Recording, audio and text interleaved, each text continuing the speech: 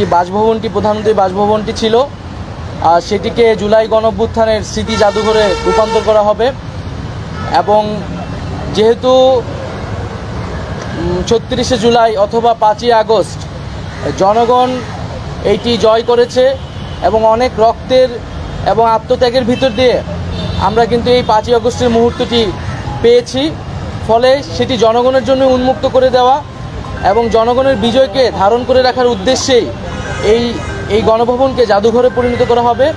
এবং এটি শুধু বাংলাদেশেই নয়, আমরা পৃথিবীর বুকে একটি নিদর্শন হিসেবে রাখতে চাই যে কোনো স্বৈরাচারী, ফ্যাসিস্ট, খুনি রাষ্ট্রনায়কদের আসলে কি পরিণত হয় এবং জনগণই যে আসল মালিকানার এবং ক্ষমতার মালিক, সেই বিষয়টিকে একটি নিদর্শন হিসেবে পুরো পৃথিবীর বুকে রাখার জন্যই আমরা এই গণভবনটিকে জুলাই গণঅভ্যুত্থানের স্মৃতি জাদুঘরে পরিণত করার সিদ্ধান্ত নিয়েছি সরকারের পক্ষ থেকে।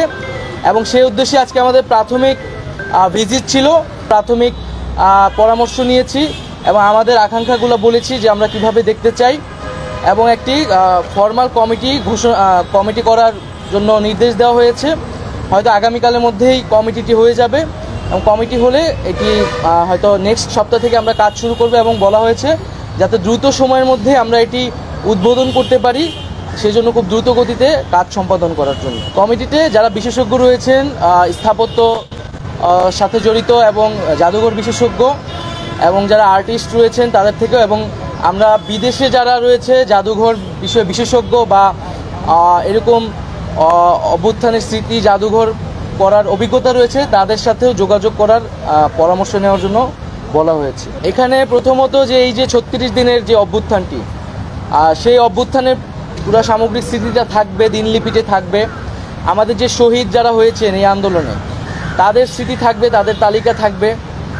এবং এই আন্দোলন ছাড়াও গত 16 বছরে আমরা এই অভ্যুত্থানটাকে তো একটা 16 বছরের একটা বছরের যে আমাদের যেই নিপীড়ন হয়েছে, যারা গুম হয়েছে তাদের তালিকা থাকবে এবং যাদের বিচার বহির্ভূত হত্যা হয়েছে, এই সকল বিষয়গুলোর একটা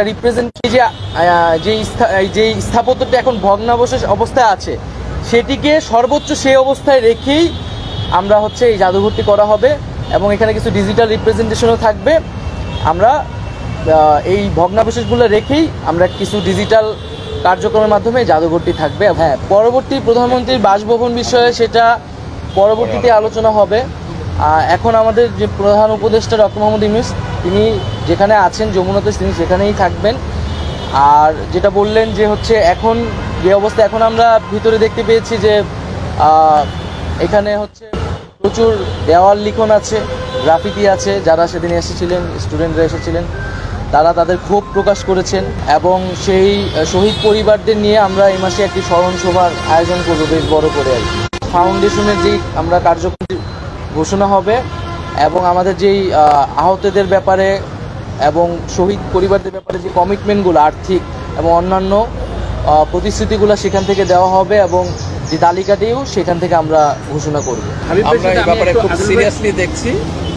আমরা এই ধরনের ঘটনা যেন না ঘটে সেটার জন্য উদ্যোগ নিচ্ছি এবং বারে বারেই আমরা এই ব্যাপারে আমাদের নিজেদের পক্ষ থেকে যত দূর এই আইন শৃঙ্খলা রক্ষাকারী বাহিনীকে ডিপ্লয় করে কাজ করা যায় সেটা চেষ্টা করছি।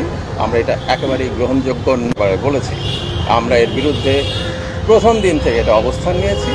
আমরা বারে বারে বলেছি আমাদের প্রতি যে আচরণ করা হয়েছিল ফ্যাসিবাদী শাসকের পক্ষ থেকে, আমরা কোনোভাবেই সেই ধরনের আচরণ যেন কারো প্রতি না হয় সেটা এনশিওর করব।